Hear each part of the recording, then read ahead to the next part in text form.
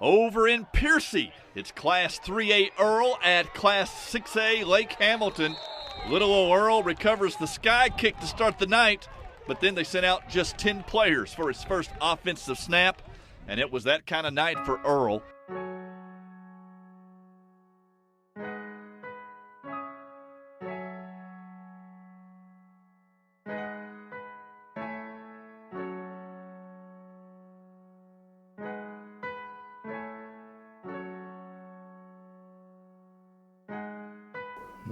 Well, I'm actually a transplant from Chicago into Earl, but I went there just before high school, and I was there in the 70s, in 1974 actually.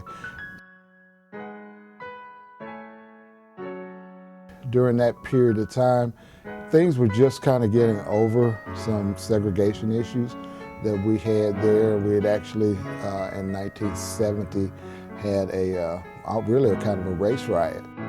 There we had several individuals that got shot, several black people got shot, some people that I know. And it was a kind of a tense situation. The schools had just recently become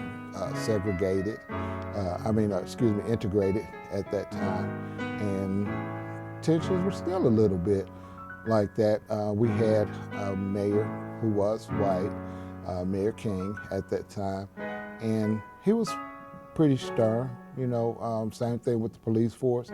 At that time, we had a lot of issues with the police back during that time, but things kind of gradually got better. And but there were still some smacks of racism, of course. One of the things that really kind of surprised me was that one of the first things that I saw in the town, and this was even when I was smaller, were remnants of the colored and white fountains there on the outside of the city hall. This was still 1970. This was in the 70s. Way after Brown education, all the stuff was 1970. Yeah, absolutely. And they didn't actually cover over that. And the fountains weren't there, but you could see the writing on the side of the City Hall, and that stayed until probably about 75, I think, maybe about 1975. And then they actually sandblasted it off the building. Other than that, it was pretty good. We were some of the ones at Earle High School. It was integrated.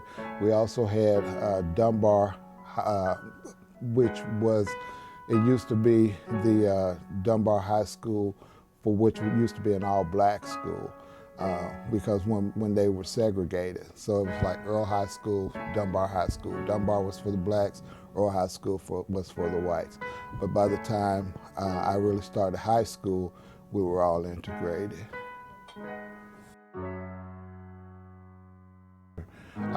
Definitely football was one of the factors that really kind of brought a lot of people together there. And it was like actually Thursday nights or Thursday evenings, the Bullpups would play. And then, also the B team, I think a lot of times would play. But then on Fridays, it was always us, the Bulldogs, playing. I started back in '74 and went all the way until I graduated, which was the last year in '76 for the last football season. I actually graduated in 1977. And it was really a good time. The town people definitely kind of hung together. We had our share of rivalries with Parkin, Arkansas, which was 5 miles away. And then we also had Earle, Arkansas, which was a little bit further. They were like our big rivals, man. You know, there were traditional things that you try to mess up everybody as you're playing. You know, we had some especially hard hits on some of those nights. But the atmosphere was really good. It was the same actually for basketball as well. We had a really good basketball program, and the gym stayed full. People really had good times there. And also, sports was really big, and it still is pretty big there. Played the state championships in '74. That was really good because that was the first time we ever got to do a play on AstroTurf, and that was like really brand new down that time. Played in Little Rock, and that was good, new. Still got some burns, from that one. So yeah, we had some good times. After I left high school, instead of going to college, I actually went to the Air Force.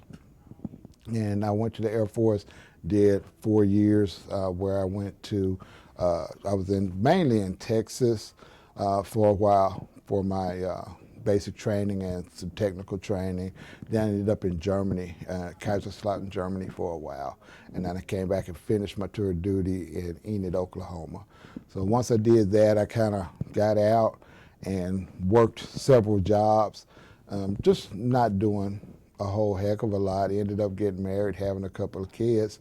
Then miraculously, I guess, working again at, like I was telling you, Mueller Copper Industries, which was what a lot of people do when I came back to the States and stuff, worked there, and I ended up going to community college in Forest City, and next thing I know, 10 years later, I'm finishing up my doctoral degree in educational leadership. So it's just kind of been a path where I've worked a lot of jobs, done a lot of things, but I've come around and here I am in education.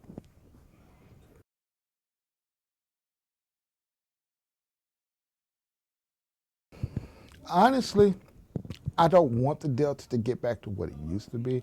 I want the Delta to really progress. I want us to get some leadership and I mean leadership in these small towns that really actually wants to not be selfish but wants to work for the people. I want us to get some folks in Little Rock down there that'll actually give money to these smaller places, or let some industries come here, fix the tax base so that these industries can get to these smaller places and build them back up so that they can become better places.